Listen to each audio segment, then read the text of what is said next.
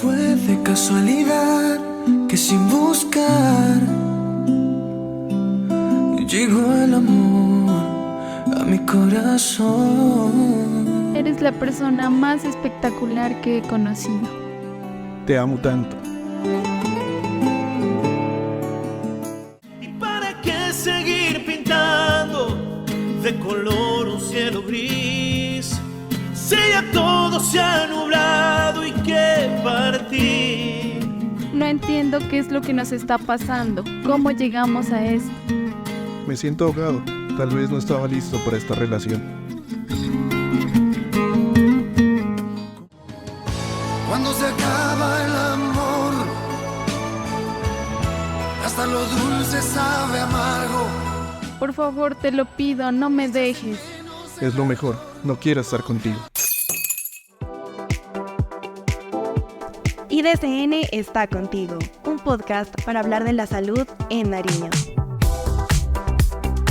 Bueno, bienvenidos a un nuevo episodio más de nuestro podcast, en el que en esta oportunidad vamos a hablar de un tema bastante sensible para todas las personas y que probablemente a todos nos ha podido pasar, y es el desamor. Sobre todo en esta época que estamos en el mes de amor y amistad, pues vamos a tocar un tema tal vez al revés de lo que se esperaría. Por eso traigo a dos invitados muy especiales, Mario Velázquez y Geraldine Nausil, dos psicólogos clínicos que nos van a comentar cómo estos temas del desamor pueden afectarnos no solo en la parte emocional, sino también saber hasta qué punto se puede ver afectada nuestra salud física. Bienvenidos, ¿cómo están? Muy bien, muchas gracias por la invitación. Es un gusto pues estar aquí y nada, recordarle a la audiencia que de mi parte por lo menos voy a encaminarme un poco hacia hablar también desde la parte personal, porque siento que pues a pesar de todos los conocimientos también que uno pueda tener a nivel de la psicología, pues a uno le afectan estas cosas de una manera tal vez un poco distinta.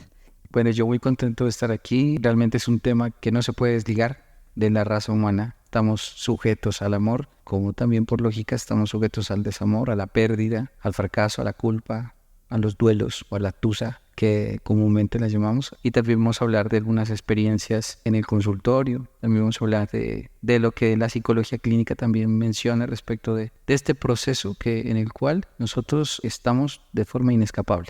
Bueno, yo quiero compartirles algo en toda esta investigación del tema, algo que se llama el síndrome del corazón roto, que me llamó muchísimo la atención. Y dicen que son problemas en el corazón físicamente que se sienten por alguna situación en particular que pueda ser muy estresante, y entre esas se mencionaba el desamor. Entonces sí me pareció bien impactante saber cómo este tema que parece del día a día y que puede ser tan común, tanto enamorarse como desenamorarse, puede afectarnos tanto. Por eso quiero iniciar contigo, Geraldine, y que me cuentes cómo fue ese proceso que tuviste de ruptura amorosa desde esta parte personal, para que todos estos oyentes tal vez se puedan identificar con algo de lo que tú sentías. Yo sé que es muy intrínseco al ser humano el sentimiento, ¿no? Pero también cómo eso pudo verse afectado en tu salud. Vale, Alejandra, hace un año aproximadamente que enfrenté una ruptura amorosa bastante fuerte, debido a que estaba pues muy encaminado todo hacia los planes y varias cosas importantes que tal vez uno empieza a forjar con una persona con la que ama, ¿cierto? Tristemente ocurrieron cosas, situaciones complejas y todo se terminó de una manera muy negativa realmente, y pues fue terrible. Literalmente el dolor era físico. Es la falta que te hace esa persona.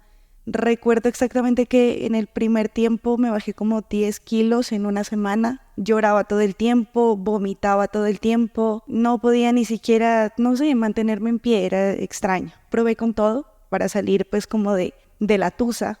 Ir al gimnasio, pero en el gimnasio ponían salsa, entonces yo terminaba llorando porque le prestaba más atención a las letras que otra cosa. Me iba de viaje y mientras iba de viaje sonaba merengue, y entonces lo que hacía era ponerle atención a las letras y también terminar llorando, desconsolada. Fue un tema bastante complejo, bastante fuerte, que siento que con el tiempo se va superando, sí, pero que inicialmente pega y pega muy fuerte. Mario, ¿cómo desde la experiencia profesional crees que una ruptura amorosa afecta emocionalmente a esas personas? Y si puede existir algún tipo de estrategia para manejar esos sentimientos de forma más efectiva, que la persona pueda reconocer, que la persona pueda hacer o decir, bueno, voy a enfrentar esto, tal vez me puedo medir en ciertas cosas, por ejemplo, con lo que nos cuenta Geraldine. Si la salsa y el merengue nos hace llorar, bueno, optar por otro tipo de música o incluso asistir a terapia o empezar algún deporte, o si esto también se puede ver afectado negativamente, porque entiendo también que el exponerse a demasiadas cosas para evitar pensar, para evitar enfrentar la situación también puede ser un tema complejo. Es una pregunta bien interesante y nos remitimos primero a definir qué es un duelo, ¿no? El duelo antes se lo conocía como pasar de una fase a otra. Entonces la negación y luego viene la ira, luego viene la tristeza, la depresión, luego viene ya una fase de negociación, luego viene una fase de resignación y toda esta cuestión. Ya no se habla tanto de estas fases, el duelo ya hoy en día la ciencia nos ha enseñado de que el duelo se lo vive de manera polarizada entre estos dos polos, ¿no? Hacia la ruptura y hacia la restauración de tu vida. En el día puedes estar experimentando muchas emociones. En la mañana puedes estar tranquila porque has ido a estudiar o a trabajar, pero ya en la noche, que es frecuentemente donde tienes mucho tiempo disponible, es cuando ya vienen los pensamientos, viene la rumia mental. Y esa rumia tiene una función clave, es darte un aparente control de que la situación está en tus manos y que pensando parece que estuvieras controlando un poco más el duelo, pero en realidad no es así. La rumia lo que te lleva es a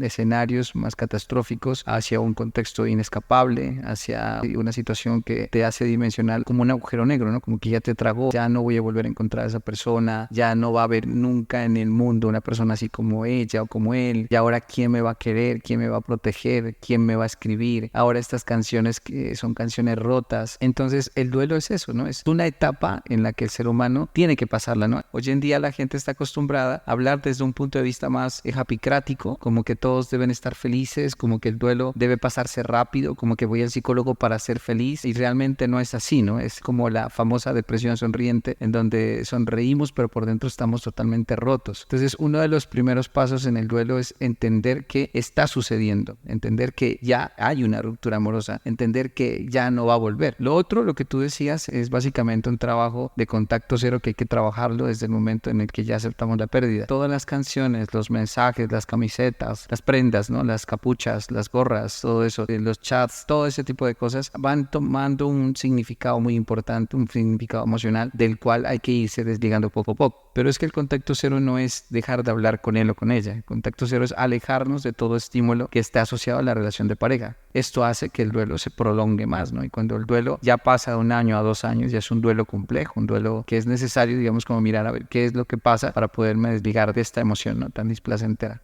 Cuéntanos, por favor, desde un punto de vista más enfocado a la salud, qué cambios físicos puede experimentar una persona y también cómo puede esto manifestarse. Entonces, es decir, cómo puede afectarnos en la salud en general. Tú hablabas, Geraldine, de que vomitabas. Y entonces, ¿hasta qué punto, digamos, esto se considera normal y es parte de, y hasta qué punto ya es preocupante? Claro, mira, todo comportamiento, toda emoción se considera problemática cuando traspasa los linderos de la frecuencia, la intensidad y la duración. Es decir, cuando una conducta, por ejemplo, esta conducta de vomitar, que quizás todos en algún momento cuando estamos experimentando un pico de ansiedad muy alto, nos da náuseas, nos da mareo, nos da fibromialgia. Es decir, todas estas sensaciones fisiológicas son prácticamente el intento que tiene el cuerpo humano o el organismo por tratar de buscar un equilibrio. Entonces, en parte es adaptativo, pero cuando esto ya es frecuente, cuando ya es intenso, cuando es duradero, te estoy hablando de frecuencia en la semana todos los días, intenso del 1 al 100, pues 100, y es duradero porque ya ha pasado varios meses que sigues vomitando y toda la cuestión. Entonces yo creo que ya se convierte en un problema que es necesario que no solamente lo mire el psicólogo, sino también el médico general o el nutricionista, porque hay incluso personas que se afectan incluso en el apetito, gente que deja de comer, deja de hacer muchas actividades. El duelo lleva a una persona a un estado o a un episodio depresivo en donde se desliga totalmente las actividades vitales, ¿no? Para la persona deja de comer bien, deja de vestirse bien, deja de bañarse, deja de relacionarse con las personas, deja de hacer cosas agradables, en fin, todo eso. Entonces, cuando eso se vuelve muy frecuente, es necesario buscar ayuda profesional. Entonces, tú me preguntas como qué reacciones fisiológicas. Bueno, las reacciones fisiológicas pueden ir desde una cefalea tensional o hasta una fibromialgia, hasta el dolor en el pecho físico, ¿no? Que lo que tú decías, el síndrome del corazón roto, radica, digamos, en el mal funcionamiento del sistema cardiocirculatorio. inflamatorio, y eso genera, digamos, una serie de mecanismos de defensa en el cuerpo que se traducen en dolor físico. Pero toda emoción va acompañada de 3 cosas: pensamientos, reacciones fisiológicas intensas y comportamientos motores, que muchas veces son inclinados hacia alejarnos de lo que nos hace mal, pero al alejarnos lo que hacemos es vincularnos con más sufrimiento. Geraldine, háblanos tú sobre esta sobreexposición a muchas cosas para dejar de pensar.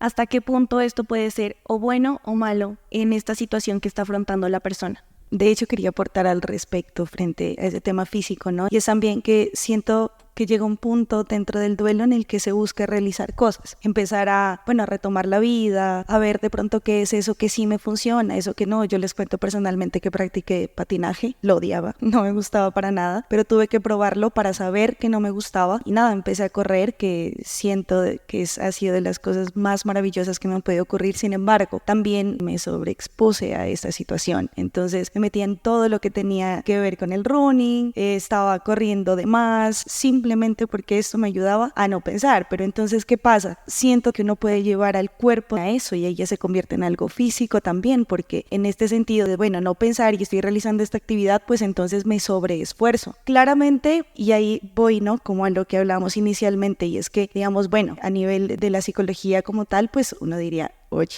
no está bien, analízalo, etcétera, y uno lo hace. Pero entonces digamos que a nivel personal, y cuando no está tan mediado como por esos factores tan subjetivos que le están ocurriendo directamente a uno, pues entonces yo pienso que uno deja de ser un poco objetivo también. En mi caso es eso lo que me ha ocurrido, y repito, ¿no? Ha sido como todo este tiempo con ayuda y crecimiento también personal y demás, pero que sí todavía se constituyen en un tema importante en mi vida que sigo intentando. Bueno, yo quisiera, pues, primero que todo resaltar que es un acto de mera valentía, ¿no? El ser psicólogo y el aceptar de que también somos humanos. Muchas veces hacemos muchas actividades y es precisamente para poder escapar. Y esto tiene un nombre: evitación experiencial. Evitamos a toda costa vivir la experiencia, sentir el dolor. Y vivimos huyendo. Nos enseñaron desde pequeños que llorar era malo, que hay que sonreír, que hay que ser fuertes, cuando en realidad a veces merecemos estar rotos un tiempo para podernos levantar.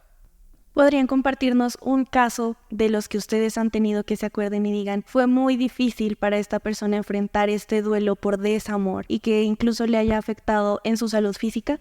Obviamente que voy a respetar el nombre de los pacientes, pero voy a hablar en términos generales. Voy a hacer como una mezcla de las situaciones que se han presentado, pero la mayoría de casos que han sido difíciles han sido de personas que ya vienen con un problema psicológico de base, vienen con una dependencia emocional muy marcada, vienen con una depresión ya desde mucho tiempo atrás, vienen medicados por psiquiatras, el ejemplo de terapias, digamos, alternativas que no les han servido, y se consiguen pues un chico y no viven en la ciudad, es decir, típica chica que viaja a otra ciudad y allá se encuentra con otro chico de la misma ciudad, otro pastuso, y entonces va allá y se cuadra, y entonces como ella se siente sola, como ha sido criada en un ambiente, en un contexto familiar en donde todo se le ha dado, en donde siempre ha tenido atención, se mira ya sola prácticamente, y entonces llega ese rescatador a su vida, entonces le brinda atención, le brinda compañía, le brinda todo, digamos, lo que ella necesita para sentirse en un contexto agradable, y resulta que se vuelve tan importante esa persona, ¿no? Como la metáfora de la araña, ¿no? Es una arañita que está sostenida en un punto, y ese punto significa esa persona que es exclusiva, esa persona que le da atención, amor, cariño y todo, y cuando ese botoncito se explota, entonces la araña cae en el piso. Entonces que si tenemos el otro escenario, una arañita en una red por varios puntos de sostén, ese botoncito se rompe, pero quedan otros botoncitos que la puedan sostener, y es precisamente eso, es una metáfora para explicar la dependencia emocional de algunas personas. Cuando tú miras que una sola persona es exclusiva, pues pierdes, pero cuando tienes una vida equilibrada, y allá era donde iba con esto, imagina que tu vida es un pastel dividido en 10 partes. La persona dependiente tiene ese pastel dividido en 2, su familia y su pareja, ni siquiera está ella, o su trabajo y su pareja, mientras que la persona que tiene una vida equilibrada tiene una porción para su familia, una porción para el ocio, una porción para sus amigos, una porción para su pareja, una porción para su cuidado físico, para su vida espiritual, ¿sí? Las 10 áreas, digamos, como más importantes que el ser humano puede tener. Cuando hay ese equilibrio, la pareja puede faltar, pero siempre va a existir un colchón que la va a recibir en el momento que la persona ya no esté. Entonces yo pienso que en el caso que te cuento, esta persona cae en una depresión tenaz, deja incluso de lavarse los dientes, deja de bañarse durante varios días, estudiaba llevaba una carrera muy demandante, necesitaba estar constantemente estudiando, pero las sesiones se tornaban muy difíciles porque ella se conectaba y de la sesión de 1 hora eran 30 minutos que no hablaba, simplemente estaba conectada en el televisor y no decía absolutamente nada. Hasta que tocaba era esperar que ella pueda decir alguna palabra y tratar de persuadirla de que se acerque un poquito al tema de la expresión emocional. Entonces son casos muy complicados.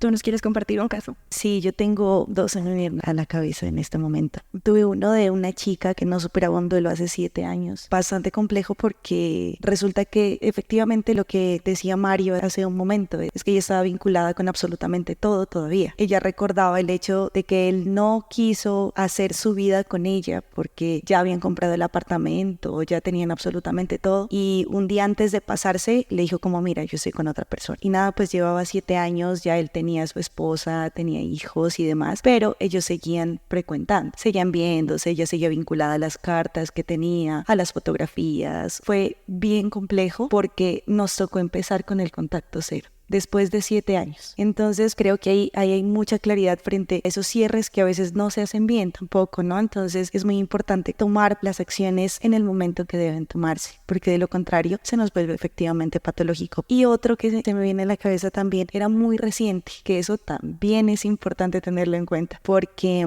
era de un chico muy joven que tuvo su familia con otra chica también, 30 años más o menos los dos, y cuando nace el hijito que tenían, pues ella fallece a la semana. Entonces él estaba destrozado, creo que eran 2 semanas apenas de lo que había ocurrido el suceso, y él estaba muy confundido. Y efectivamente lo que decías, Mario, venía como, no, o sea, ayúdeme ya, porque a mi hijo lo tengo descuidado, llorando toda la semana y yo no puedo moverme, no puedo hacer absolutamente nada, y no era una persona que tenga una red de apoyo. Entonces también fue muy complejo, pero digamos que se debe hacer entender también que esto es un proceso y que no todo se va a dar tan rápido como se esperaría, ¿no? El duelo de alguna otra forma hay que entender que primero no es lineal, porque eso es lo que uno espera. Entonces pasar por unas etapas claras y bueno, ya voy en esta, entonces ya voy a pasar a la siguiente. Y no es así, a veces tenemos también recaídas y bueno, a veces nos sentimos muy muy bien y puede ser que no estemos del todo bien. Pero bueno, hace parte pues también de todo eso, y aparte es procesual y cada persona tiene un tiempo distinto para poder afrontarlo, así como puede ser un mes, puede ser 2 meses, 1 año, 2 años, pero pues la idea es realizar acciones que nos permitan pues obviamente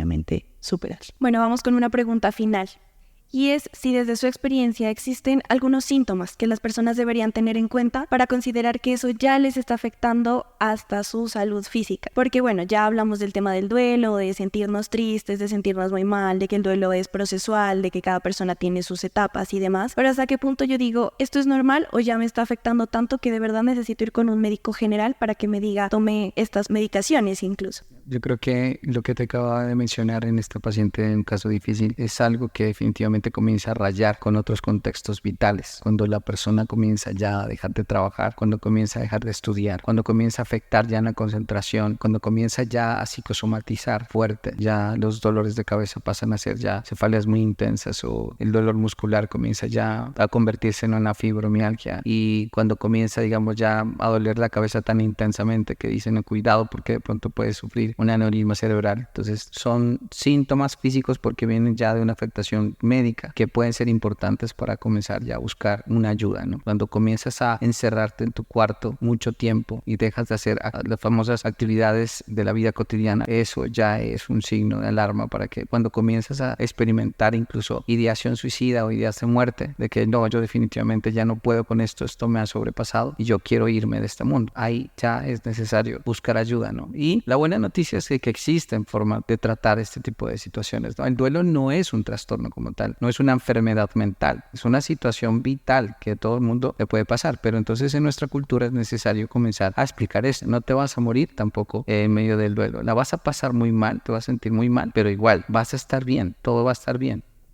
Bueno, en mi caso me parece fundamental el tema de la frecuencia, la duración que tengan estas reacciones, ¿no? Porque en mi caso, como les mencionaba, pues el tema del vómito fue una cosa completamente incontrolable. No podía levantarme de tanto llorar y de la angustia que yo sentía terrible. Dejé de comer completamente. Creo que fue 1 semana, porque a la semana me levanté y dije no más. Entonces en el tema físico, pues está científicamente comprobado que genera un montón de reacciones. Está también el tema de los intestinos, del colon, porque está muy relacionado también con el tema del cortisol, de del estrés, pero entonces claramente sí, me parece que está muy encaminado hacia esa frecuencia en que sea demasiado ya fuerte, y obviamente en el tema que mencionábamos ahora, pues como el de sobreexigirse, pues si yo me estoy desgarrando de todos los días y no dejo curarme y continúo, pues obviamente voy a tener consecuencias muy graves en mi cuerpo. Entonces yo pienso que ese es como el momento ideal para buscar ayuda.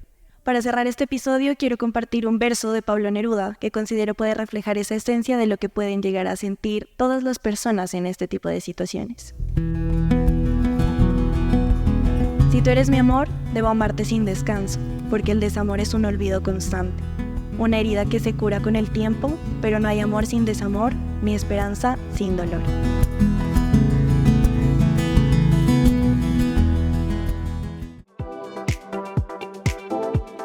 Y bueno, que estas palabras les recuerden a todos que el desamor, aunque puede ser muy doloroso, es parte importante de este viaje hacia el crecimiento personal. Gracias por acompañarnos y nos encontramos en un próximo episodio de este podcast, IDCN está contigo.